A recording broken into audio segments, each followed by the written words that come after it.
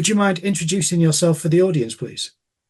Hi, my name's Stephen Walker. I'm an artist based in South Georgia in the United States. I've been painting for about 20 years now, professionally, and I enjoy light and color and old, dirty things that farm equipment to landscapes and you name it. I appreciate that. I have a shared interest in the older, dirty farming machinery and things that just have age and kind of you can see they've been used for years and have a function. That's something which I've got a great interest in. Has that been for the last 20 years you found old things more attractive, or has it been always, or has it been more recent? It's been more recent. It used to be just I would just tackle anything. I was kind of all over the place because I started out as an illustrator, so a lot of my work was for other people or other their stories, editorials, posters, things like that. So I didn't have a voice until probably maybe the last 10 years because I was just so used to doing things for other people and not my own vision. I saw that you did study illustration and then fine art after that. Is that correct? Yeah. Yes, yes. Yeah. I got a BFA, Bachelor of Fine Arts in illustration, and I worked professionally for about 5 years on and off. I had part-time jobs at the same time, but I did that for about 5 years until it just got to be exhausting and unrewarding. And then making that transition though into making work for yourself, it's got to be a little bit daunting because surely with illustration you have clientele who ask you for things, and now you've got to make things that you care about to find your audience. How was that transition for you? How did you work that out? It was not easy, but I had a friend that asked me this kind of out of the blue question. He just asked me, Stephen, what do you like to do? And he kind of threw me off. I had to kind of take a step back because no one had ever asked me that prior to that instance. And it took me a while. It took me like, I don't know, maybe a few months to like really grasp onto what makes me happy, day in, day out, or if I could do something for, I don't know, years, what would I do? And it ended up being, I really, at the time, and still, I enjoy camping and being out in nature and just taking walks and especially during, in the morning or in the late afternoon. I really like the drama of the sun. And of course, I didn't know that much at that time. I just knew, okay, I like being outside. And I kind of tried to figure out where that would take me. And I had some help with a couple of illustrator friends who had also transitioned into fine arts. And, they said, they kind of showed me, oh, you could paint landscapes. And I was kind of like, I don't know if I want to do that because all the landscapes that I'd seen were kind of the same thing as far as like, oh, pretty flower fields and um, just a grouping of trees. It didn't really mean much to me at the time. But of course, I was also, 24, 25. So I had other interests, period. So I hadn't matured as well. So I think that's where it really started. So if your interest was camping and being outside, how did you marry that up with making paintings? Because there'll be people who are listening and watching who might be in a position which you were in back then, thinking, how do I find out who I am as a painter? How do I make that happen? So what did that how did that manifest itself, I suppose, is what I'm asking.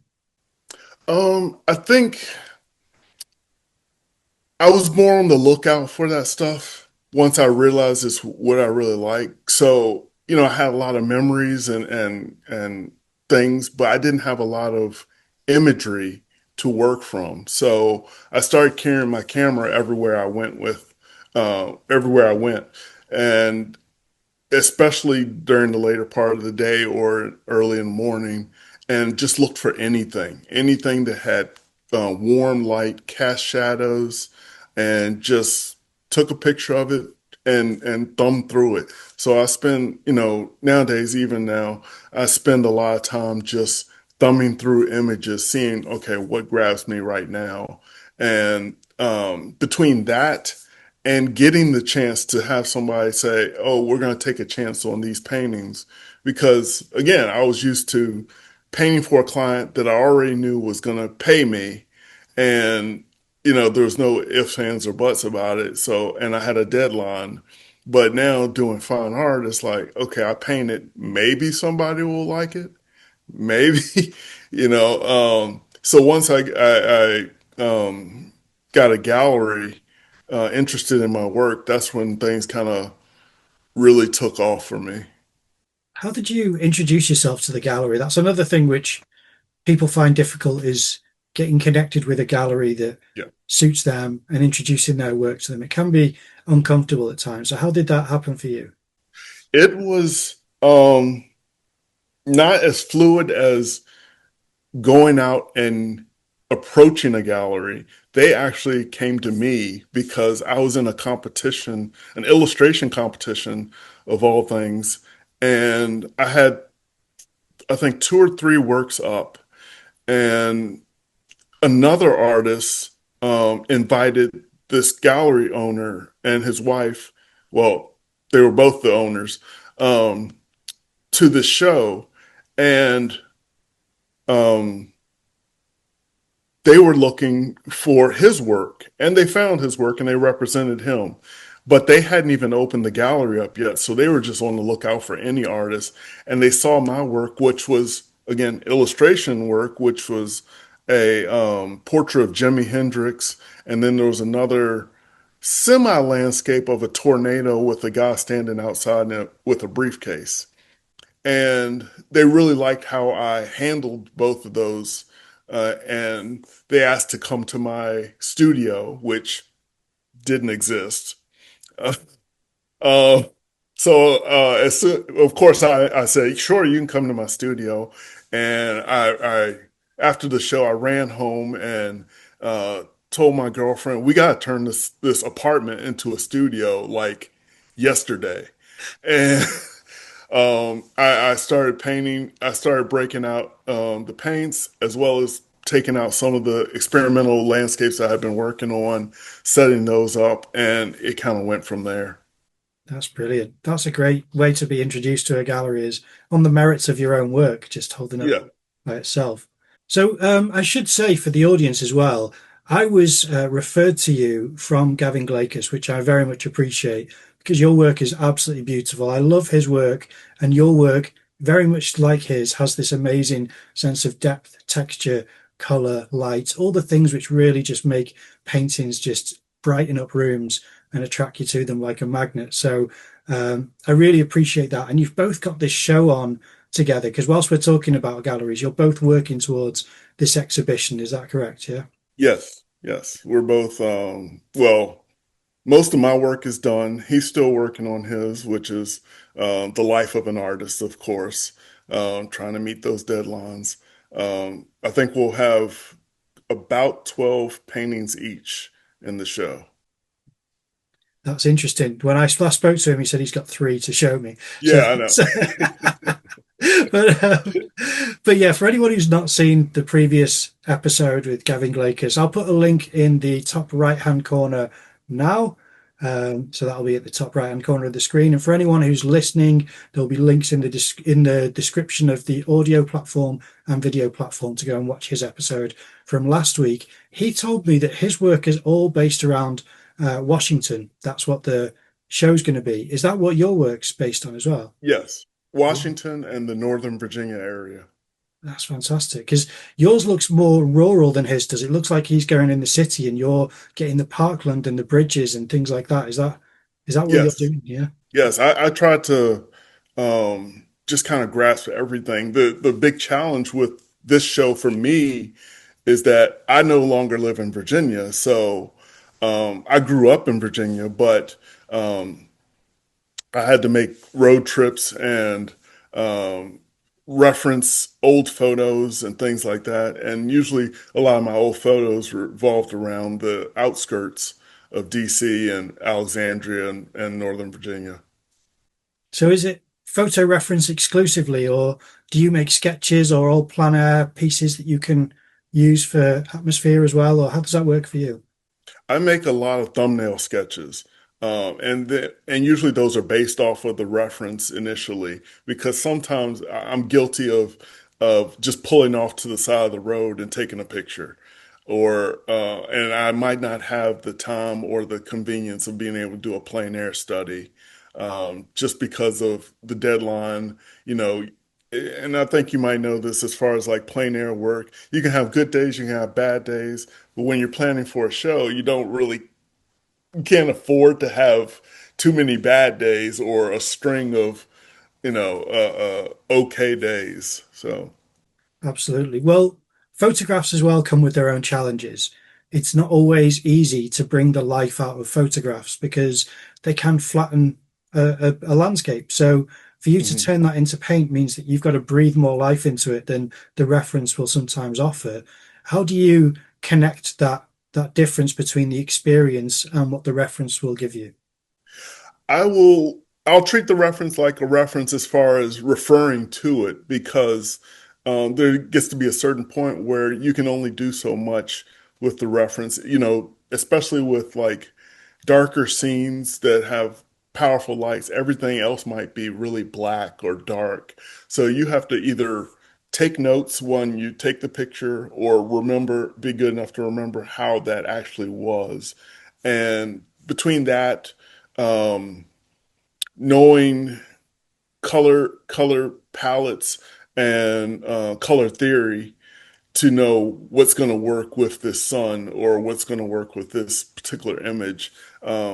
Between that and of course being practicing plein air painting definitely helps, as far as um, being able to remember and know what the painting should look like as opposed to just saying, I'm going to copy this photo. Absolutely, I completely agree. It's the funny thing is when I first spoke to Gavin, I think it was season two. We're currently on season six of the podcast. Mhm. I think it was on season two when I first spoke to him, and I'd had two interviews that day. It was Gavin and it was another guest. I won't say who the other guest is because I love them all. You know, there's no guest who's been a problem. But I'm said the funny thing was I asked Gavin about um, how much reference can give you and how comfortable you are moving things around and making decisions.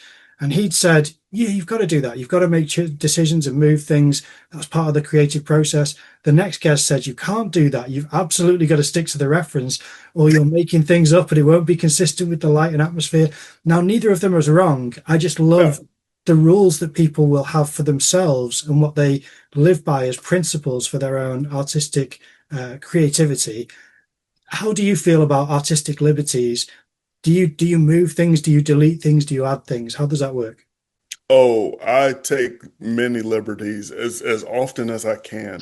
Now, with this current show, I couldn't take as many liberties because, I'm painting some of the landmarks and things like that that people will probably call me out on and say, "Well, that's not how it actually is." And it's like, to me, I'm like, who cares as long as it makes a good painting. But I definitely take liberties, especially more so with landscapes because it's easy to move a tree as opposed to a building and just say, okay, that building's not there. When, everybody knows, okay, it's actually there. So I pick and choose when I take my liberties. Um, but I do like pushing the limits of that, especially more so with color than with anything, because that can change during the course of the day, as opposed to what's actually drawn or what building's there, what bridge or tree is there. So I definitely take more liberties with color than anything. So is this vibrancy, or will you literally change a color and say that's this color, and now I'm going to make it this because I think it's going to serve the image above the A little reality? bit of both, a little bit of both, because And again, it really depends on if I'm painting cityscapes versus landscapes. Landscapes, I'm probably trying to keep it more to that color based on my reference because I practice using my camera enough that I know what it's going to give me, how many photos I need to take to give me that. So I usually get them better with landscapes than cityscapes. And cityscapes, I'm usually in such a hurry that I gotta just take it because maybe maybe I'm at a light and somebody's honking. I'm like, let me just take the photo. Um, so I play around with both. I'm always trying to figure out what I can get away with.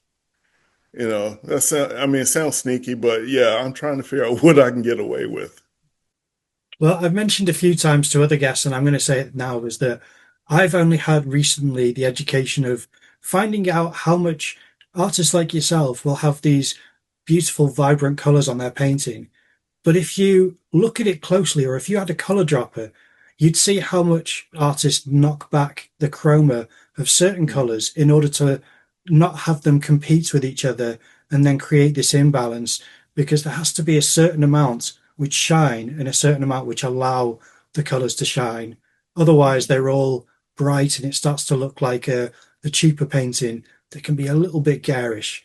So yeah. there's a bit of a magic trick that happens there, and I still need that education. So yeah, can you talk about that a little bit, please? Yeah, in my earlier paintings, everybody was commenting so much on the light that I was making kind of garish paintings because I just thought, okay, I got to make everything bright and colorful and inviting, and which made it's kind of like my wife is a graphic designer, and so she designs like covers for magazines and such. And so her clients will often say, "Oh, can you make this bold?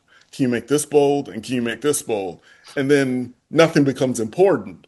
So it kind of became the same thing with my paintings as far as, okay, I'm making this bright, this bright, this bright. I have no real focal point or direction. And it took me a while to mature as far as in my painting to know what needs to be cool, what needs to be warm, what needs to be gray, what needs to be really saturated, and so on. Is there a rule of thumb that you have for what takes precedence color-wise? Do you say the light has to be the bit which shines, or do you say sometimes it's around the light which also, or is there anything like that that you can share? Um, Usually I have to ask myself when I'm looking at the photo what attracted me to it in the first place. And, if it's the mood, then I'm usually going for the sun and how bright and blinding it might be. But if it's the place, then I'll pull back on the sun, even though it might be really bright. There are those questions that I ask myself before I even get started or while I'm looking at the photo. That's interesting. I always like to share things that I've done wrong as well with the audience. Like when I go plein air painting, I'll always make this mistake, and I don't know why. I'll either be facing the sun, which is what you're not supposed to do, but the sun will be shining through my canvas, which is on a pochade box. So I'll have the Yeah, frame of the pochade box visible through the canvas because the light is making it like a screen, projecting it. And then I'll have an inaccurate light and color mix right. because I can't see what I'm doing. And then eventually I have to move it to the side, which moves my perspective of, I'm adjusting. So it's just, rookie mistakes that I'll make. And I've plan I painted a lot. It's not just a new thing for me, but I just always so impulsive that I don't plan out the logistics of how you set things up this way. Um, have you got anything where you thought this is what I did wrong and I don't do this anymore? So anything like that that you can think of? Especially with plein air painting. I've only been plein air painting for about 4 years now. Um, and that came by in a mistake. It wasn't supposed to happen. I was never supposed to leave my studio ever. Um, but I found that I was making a lot of mistakes because I wasn't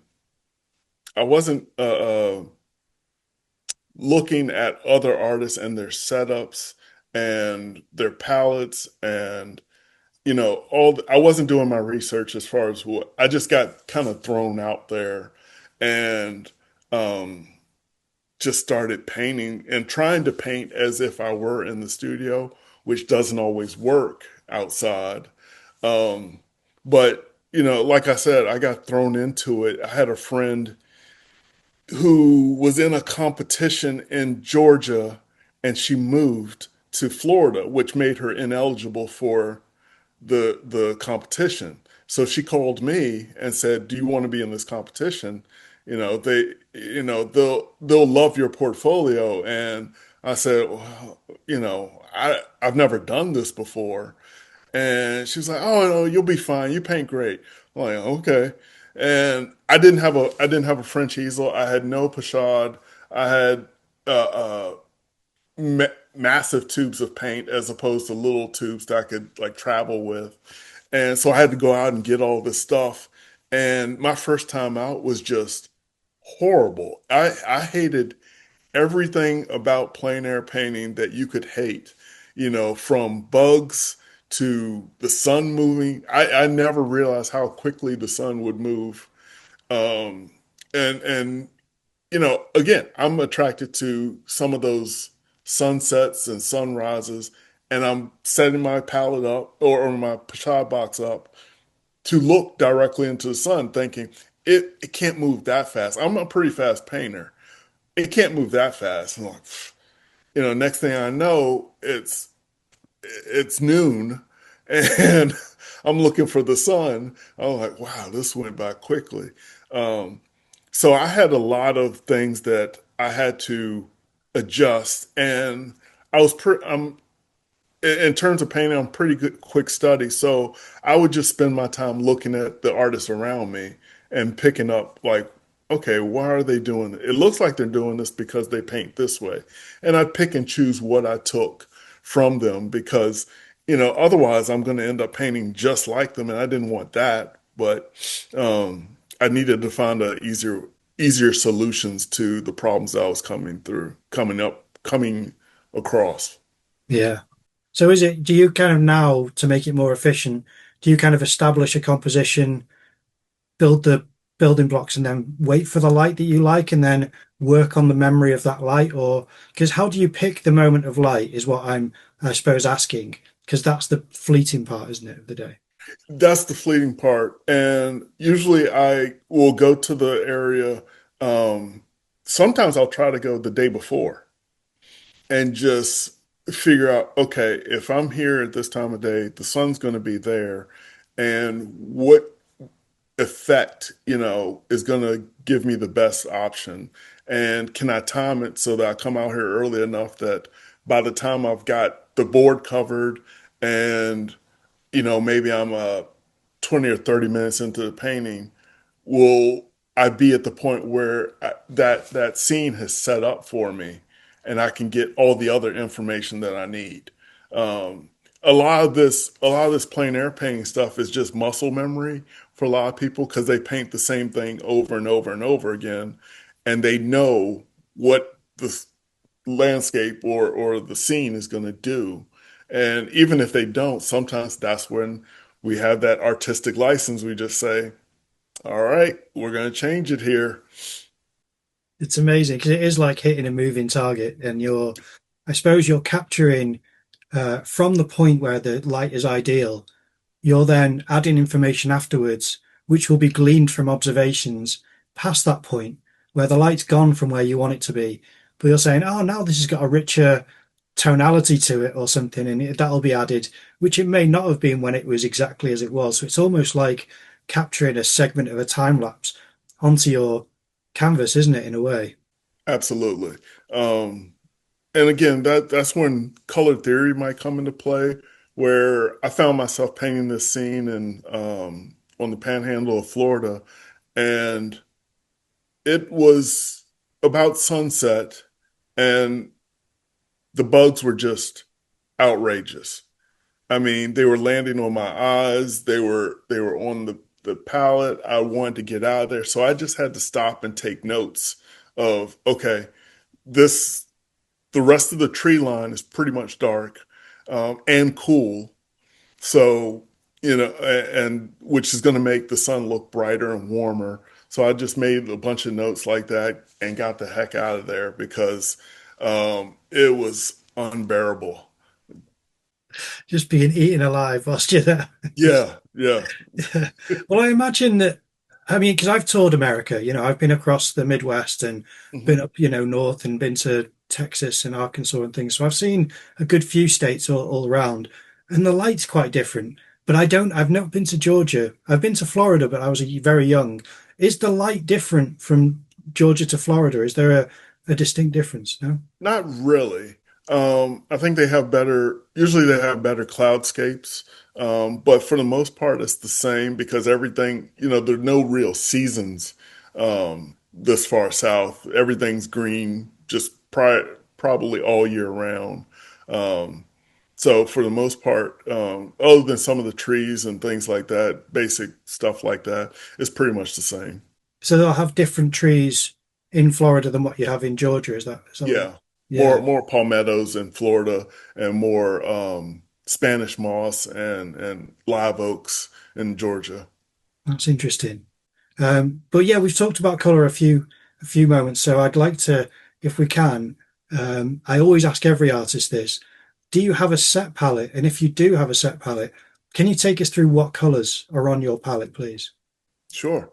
Yeah, I have a set palette for everything that I've painted for like the past 15 years. I took a workshop with a gentleman, Peter Fiore, and because I was at a point where I was painting pretty good, but I wasn't getting exactly what I wanted. And so he was an illustrator, now fine artist, and he paints landscapes. So I was like, okay, this is the guy I want to look at. And for the most part, we have the same palette with a couple of variations, but my palette is uh, starts with transparent red oxide. Um, then I have a dual, for the most part, I have a dual primary palette. Alizarin crimson, cadmium red light, uh, cadmium orange, cadmium yellow deep, cadmium lemon, viridian. Um, I have, what is it? Radiant turquoise, cobalt blue, and French ultramarine, and of course, white. That's very interesting. So it seems like there's more reds than there is yellows and blues, even though there's the transition of blue, there's the blue highlight colors, but you've got more reds there because there's transparent red oxide, cadmium red, and alizarin crimson. Um, and is that what you got from the workshop as well? That's what's got set up in that For the workshop. most part, that's what I got. It was those really saturated, bright colors because the theory is that you can always make dull colors, or we all know how to make mud, but it's hard to get those bright colors. So if you start bright, you can always tone it down. But if you start dull, there's nowhere to go. It's a good point. And do you use the cadmium orange? Because I've heard a lot of artists say that they have cadmium orange and they have certain greens. They have it to as a shortcut color to knock Mhm. back the chroma of the other colors. Is that how you use it? Yes, yes. I found that certain colors I was mixing so often that it was just pointless to keep doing that. So I just started buying the orange and the radiant turquoise, um, and I use the Viridian green as a base for all my greens. So I add to that either the yellows or the blues to go one way or the other, cool or warm. That's interesting. Yeah, the radiant turquoise is an interesting one. I don't think I've heard that. I may have heard it with one of the guests. I'm not sure. So Mhm. was that part of that workshop where you've been introduced to that color as well? No, that was just me going to an art store and I saw one of my artist friends in Ohio and he was working at the art store part time and I just said, I need a good sky color, let me know, give me a clue here. And he pointed me to that radiant turquoise, and I said, okay, I'll try that. And it's kind of become, one of those things that I stuck with. There are other colors in that radiant line, but they're so pastel that it doesn't fit with what I usually paint. But that radiant turquoise does. So what is it, that with the blue or that with the blue and white, or is that what you do for skies? Yeah, usually it's the radiant turquoise, white, and a touch of orange to warm it up at the horizon line. That's brilliant. It is like magic seeing how you can, well, chemistry, I should say, more than magic, because Yeah. it's kind of adding these elements together and creating this recipe, which is, Some days it feels like magic. yeah, well, like alchemy is what I always think of it as, because it's way more than the sum of its parts. You put these things together, you don't always get the result that I'll be showing the viewers now, and I'm encouraging the listeners to check it out because it's amazing painting. When Gavin told me about you and I looked at your account, I thought, yeah, immediately reached out to you and thought I have to get you on the podcast. So Yeah. I'm very glad Well, he thank mentioned you. you. So what was your palette before this? What were you working on earlier than this work? Oh, I had burnt sienna, yellow ochre, um, cerulean blue, and French ultramarine and white.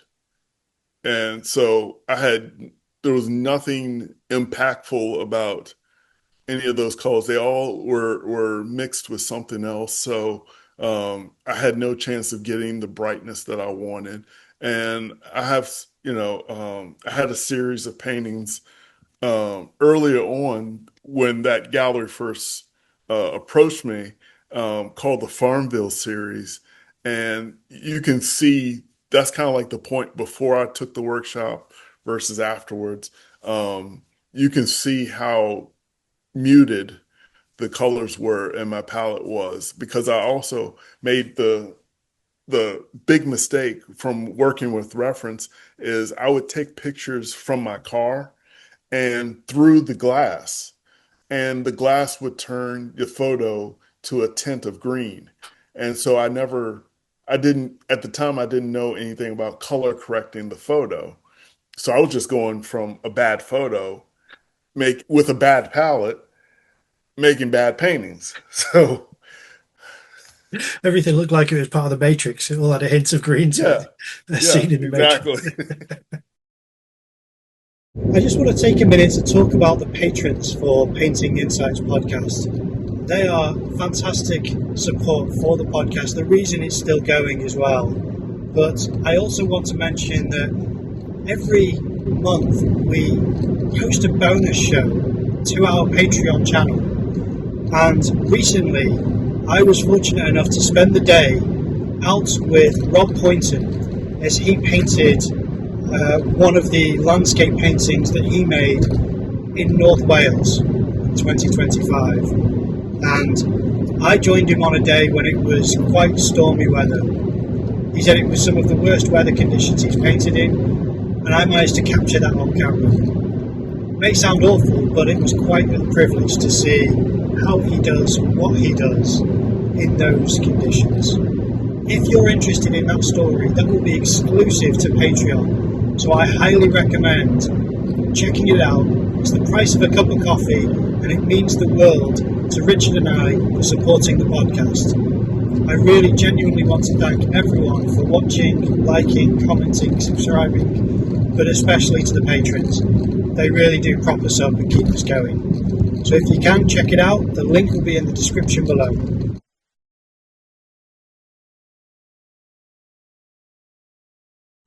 I have a set of sunglasses that tint everything kind of a browny red, and Mm, sometimes I purposely put a camera, through those just to get that warmth that can really make an interesting scene. But it is kind of forcing a kind of tint on the actual whole scene because otherwise my camera can be quite. I've got a Samsung phone, so it can be quite cool lights that it imposes on the scene, which is different than what you're seeing in person.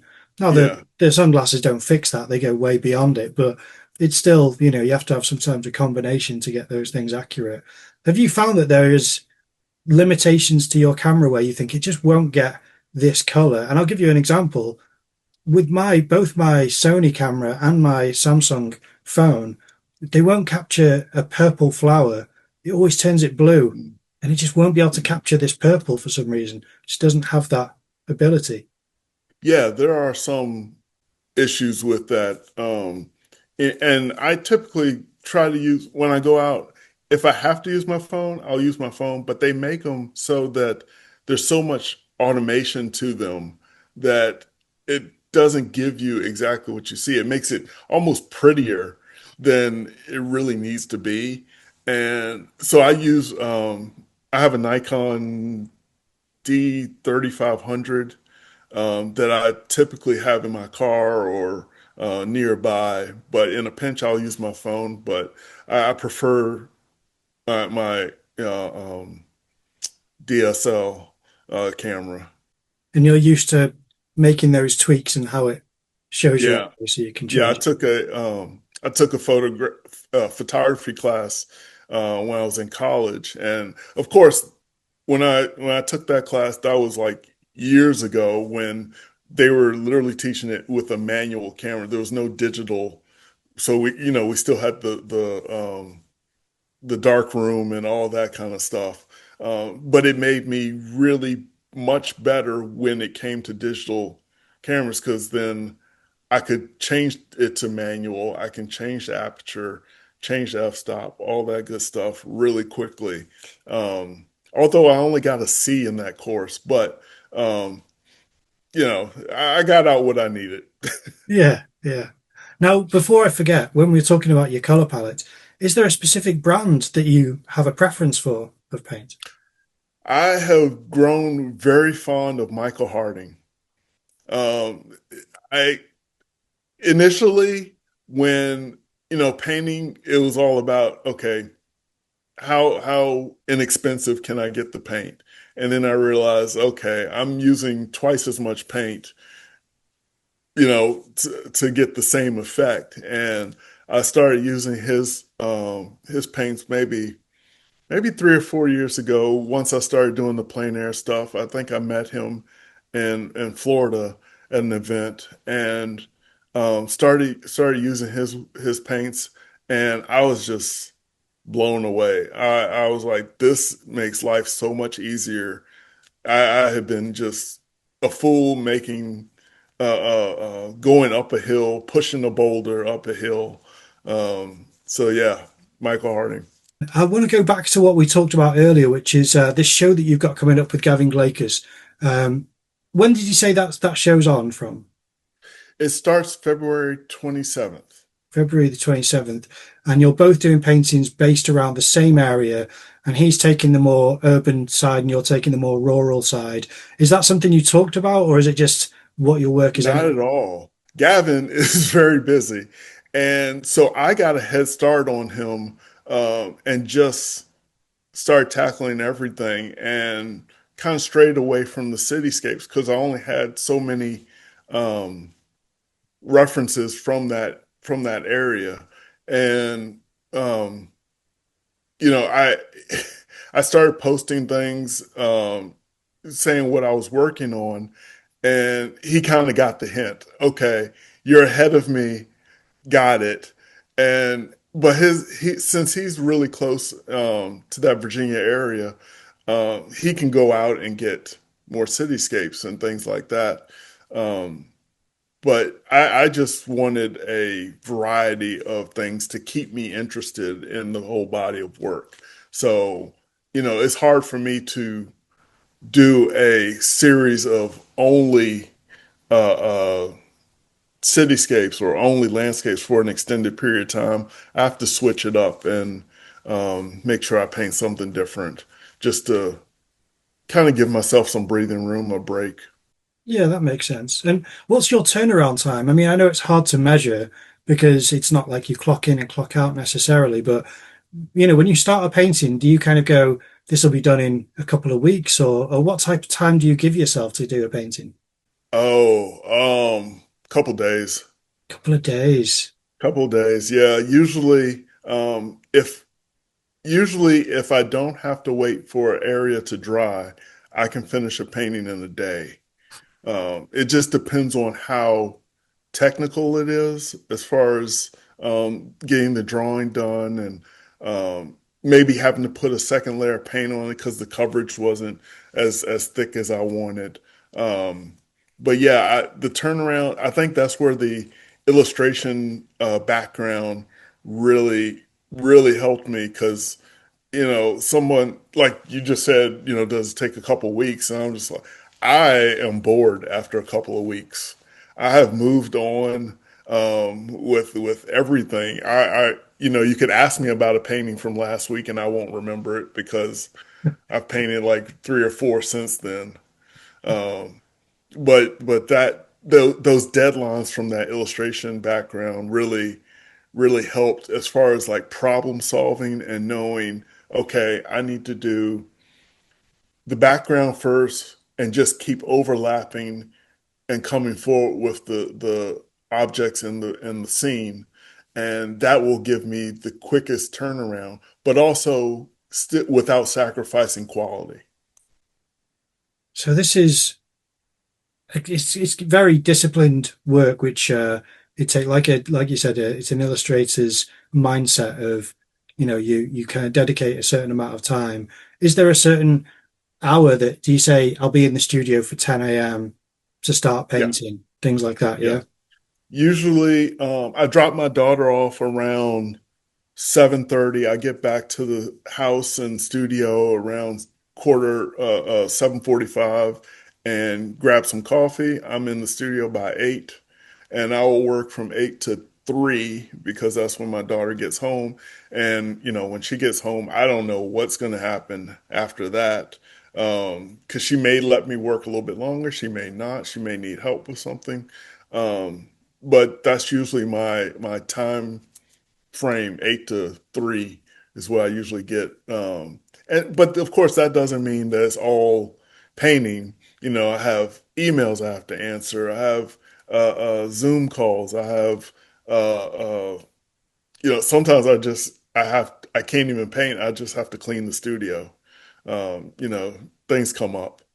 Absolutely. Well, it's 7 hours that you've blocked out for work, which is whatever it is that you're doing, it's going to be that time is what you allow for those jobs. And I mean, not all painting is the brush on the canvas. And this is what I like to talk to people about as well, is stepping away or thinking about things or, doing menial jobs sometimes will allow ideas to generate where you might say, you know what, this can be benefited by pushing it this way or something like that. So a lot, so, not a lot, but well, I don't know how much, maybe a significant amount of painting happens, maybe even away from the painting station where you might start to have these thoughts and ideas. Have you found that sometimes, when you're, with your daughter and your mind is taken away from the painting, and yet when you go back to it, ideas have all of a sudden just started to piece together a lot easier than what they were when you were pushing through it?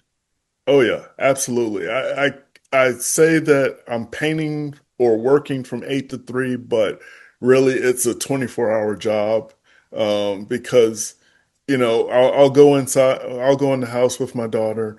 We'll sit down, we're watching TV, but I've already taken a photo on my iPad of the painting that I'm currently working on, and I'm just looking at it and picking apart what's not working, what's working, what I can do better, and not necessarily ignoring her at all. It's just, okay, this is in the back of my mind while I'm doing this other task, washing dishes or doing the laundry, helping her with her homework. And then, like you said, I'll go back to the studio and it'll all just click.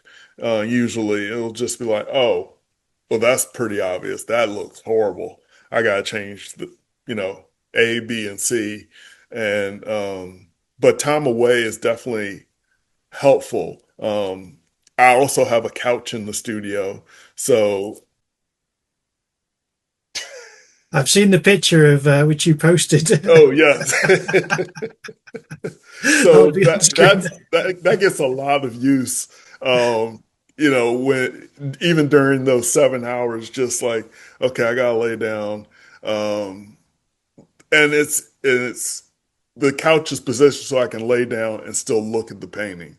So I'm not necessarily fiddling with it. I'm just observing it as anybody would when it's hung up in the gallery. I want to see what they see. That's brilliant. Now, do you ever work on more than one at once, or do you dedicate all the? Yeah, you do. Yeah, I have usually, like I said, if a painting's drying, I'm moving on to the next painting. So sometimes I'll just have an assembly line of, okay, I got to do 4 drawings today, and maybe put the base color on or underpainting on if I'm doing that today on all four, 3 or 4, and let those dry. Move on to the next thing. And sometimes because I get the benefit of seeing a lot of artists' workspaces because I work with a gallery. I make films of each show that happens in this gallery in North Wales. I Mhm. film the gallerist with the artist selecting the work, and so I get to see their studio spaces and their palettes, and I get to talk to them for quite a bit, and I get to know them quite well. And then I film the show before it's launched and make Mhm. a video so that they can promote it. So it's a real privilege. It's a great job.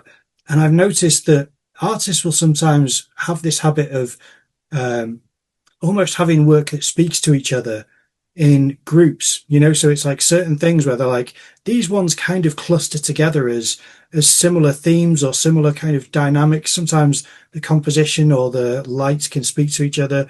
Have you found that there's points where you're like, these are all kind of from this vantage point or this time of day or these objects in the scene, and then these Mhm. ones are later in the day or earlier? Have you found that to be the case?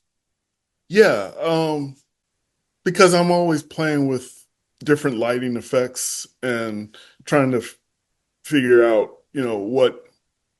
what is going to work for me then as opposed to forever.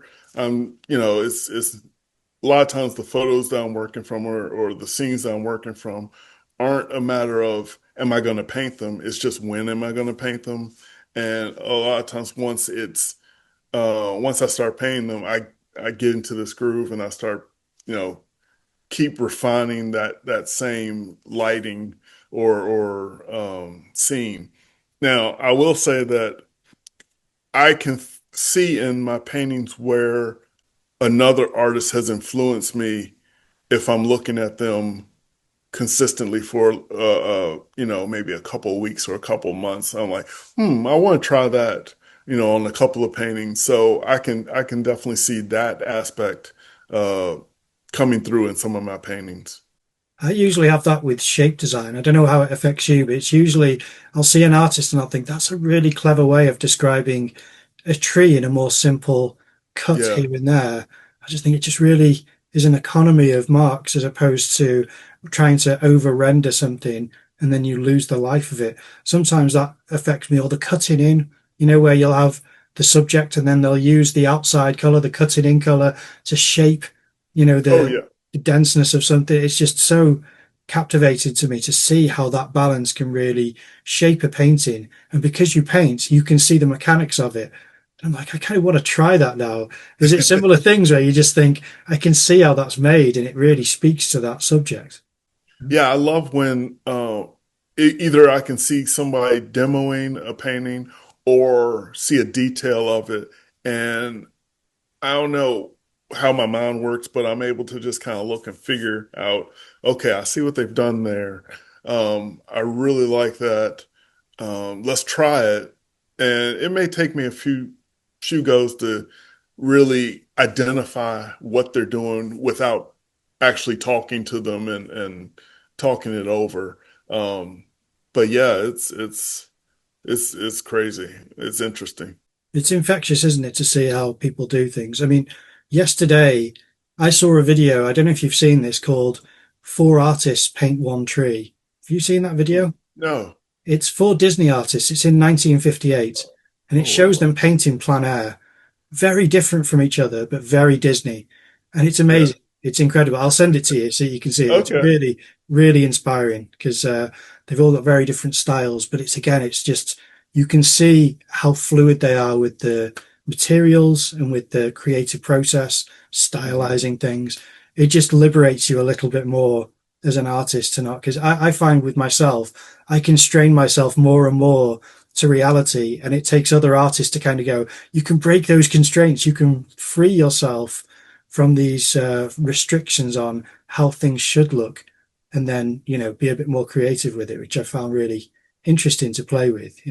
Yeah, early on, it was really hard for me to be creative with my choices and my color, just because, again, the illustration thing, for years when I started first painting or learning how to paint, I was so fascinated with getting it right and getting that image to look, well, getting my painting to look like that image was so fascinating to me.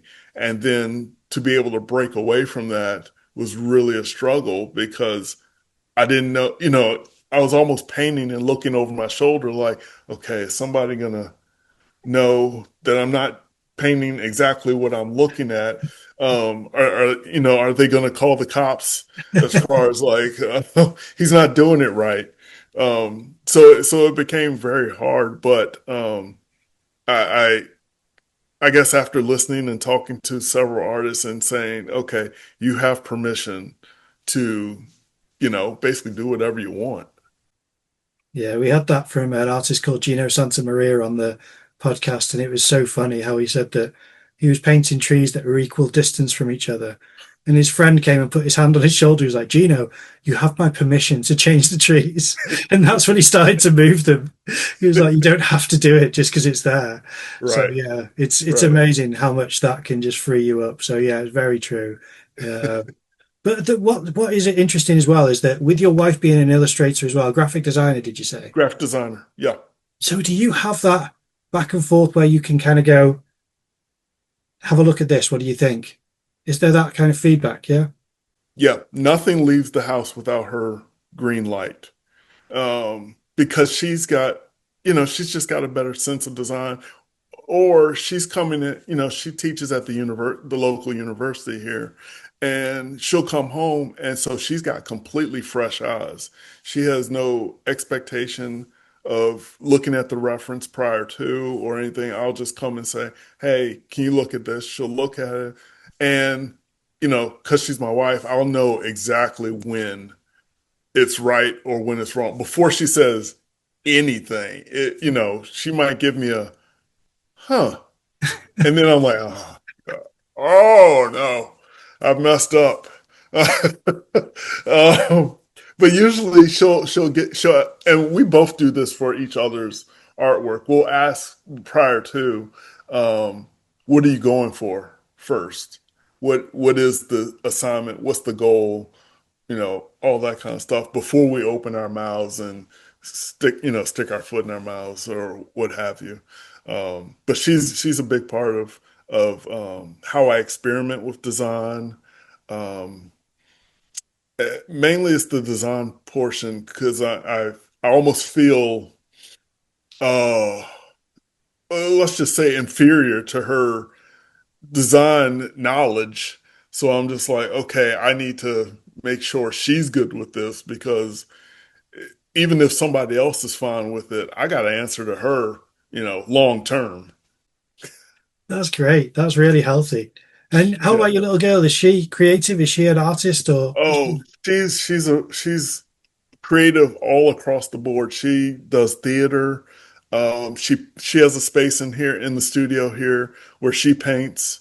She'll just build things. She's 10 now, and she's getting better at painting because she's watching me and kind of looking over my back. She's taken after my wife. She's giving me advice, over my shoulder, which some days I'm just like, okay, thank you. Uh, but Uh, usually it's coming from a good place. She's not just trying to razz me. yeah, I saw that you said that she's sometimes your studio assistant. I saw that Yes. on your website, which I thought was great. Yeah. Uh, She actually helps with making some of my panels and canvas panels and things like that. Because she's like, can I do anything around the studio to earn some money? I'm like, sure, we got plenty. I need hands.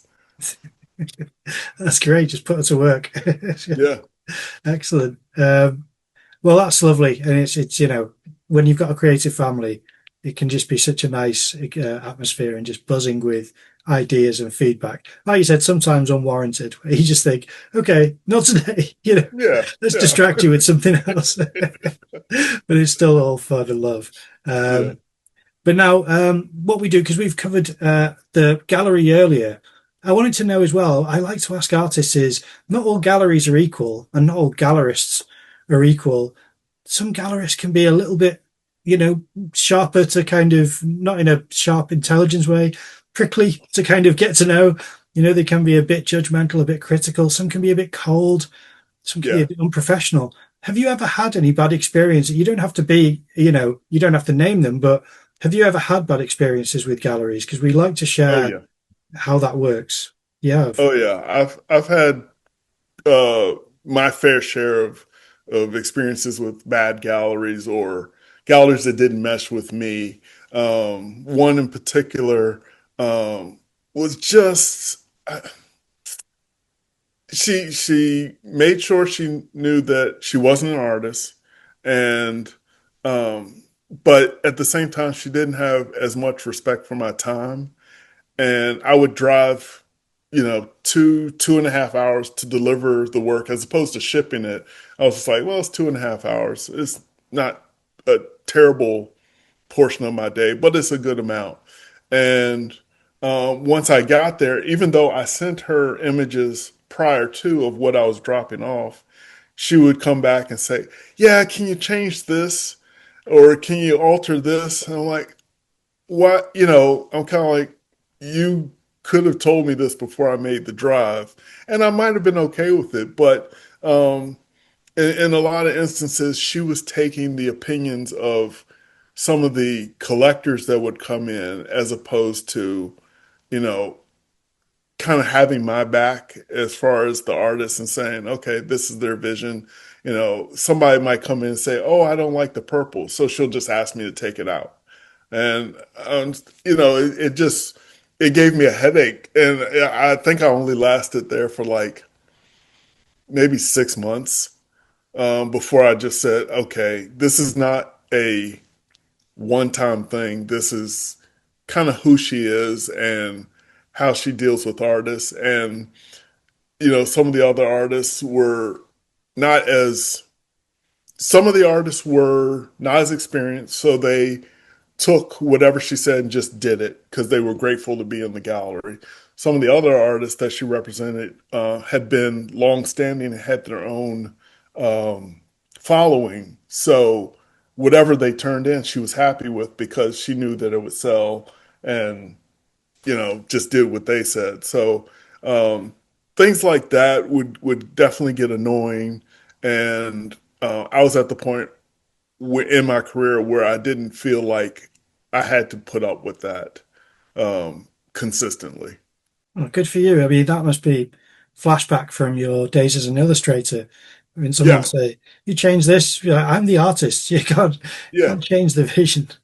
I mean, I think it would have been an easier conversation if she had given me a reason why I need to change this or why it's not working. With illustration, they would say, okay, maybe can you change this because of this in the article, dot, dot, dot. Hmm. And then I was like, oh, okay, I understand that from your point of view. But, those things happen. I don't. I don't get terribly discouraged from it because I have so many great galleries that really support my vision. They have my back, and they basically talk to me like an adult and a partner as opposed to, okay, you're doing this for me, and yeah, I'm in a good place now where at one point I had 10 galleries that I was represented by, but I pulled back on that and I think I'm at six now. And those six are great to me. Well, that's the perfect opportunity to then go through where people can see your work in person. Obviously, we talked about Principal Gallery, and I'm going Yes. to always show them. I mean, they'll be on screen throughout the episode because we've mentioned them a few times. So it's a big promotion for your show coming up on the, did you say 26th of February? 27th of February. 27th of February. Yes. Um, so that's what we definitely, if anyone is able to see that show, we're definitely promoting that because that's coming up soon.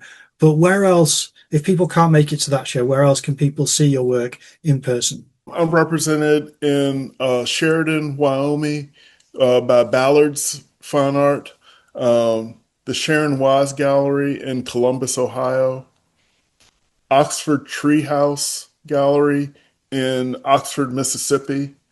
We already said the two, well, Principal Gallery in Alexandria and Principal Gallery Charleston in Charleston, South Carolina. And let's see, am I missing somebody? I counted Probably. six there. Okay. Just a quick note here whilst I pause the episode. I actually miscounted. That was five. And I think I counted two for principals, two locations. And there is another gallery, which is the Ann Nielsen Gallery in Charlotte, North Carolina. So that will also be on screen for the viewers and linked in the description for viewers and listeners. Okay, then I'm good. Yeah. If we did miss Although I anything, did start working last week with a local my first local gallery, which is more like she's more of an interior designer than a gallery, about 30 minutes from my house, which is new because prior to I don't have any representation in the state that I live in. that's hilarious. So, what's the name of that local gallery to give her a boost as well? Um, Proper House Interiors in Moultrie, Georgia. Fantastic. Well, all of those will be linked in the description of the audio and video platforms. Now, people aren't able to go to the galleries, which, there's people all over the world watching and listening to this episode. So, where online would you like people to see your work and to support you? The best way to see my work is at Stephen Walker Studios. That's Stephen with a V. Studios is plural. Excellent.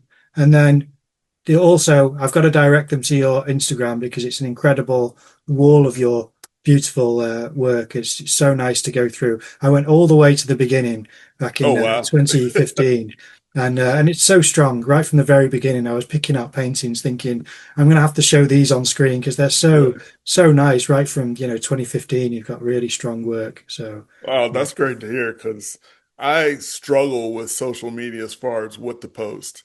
I think if I would probably be able to post every day given how often I paint, but I'm just so cautious about, okay, if I post this and it's like halfway done, how many people are going to say, well, that looks horrible? Uh, I'm in my mind, I'm in my head with that space. it gets you that way though. That is It part of the does. problem with social media. But is it best the website and the Instagram? Is there anywhere else that you want people to go in case you've got accounts or Those are anything? main ones. I mean, I'm also on Facebook. Same, if you see this logo, then you'll know it's me. Excellent. Did you design that logo? I did. I did. I designed it long before I met my wife, who approved of it as soon as we started dating. Well, it's a brilliant logo because it's the crown's kind of the W. Is that what you've done? Yeah. So, and the S Yeah. at the fantastic. Yeah, I love it. Well, all of the links for your website, your Instagram, your Facebook, all of the galleries, and we highly recommend everyone check it out. I'll also have a link in the description to Gavin's episode from last week because we talk about you in that episode, and it's part of this promotion that we're doing for your show at Principal Gallery. So I really appreciate you coming on. You've been very generous with your time. Thanks for being a guest. No problem at all. It's been my pleasure.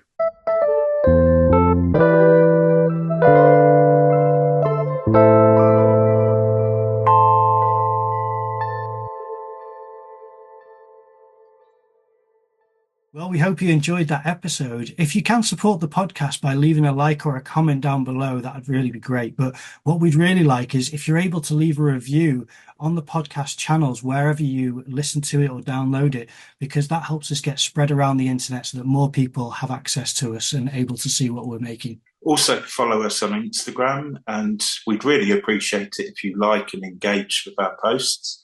Help get the podcast better known. Thanks for listening.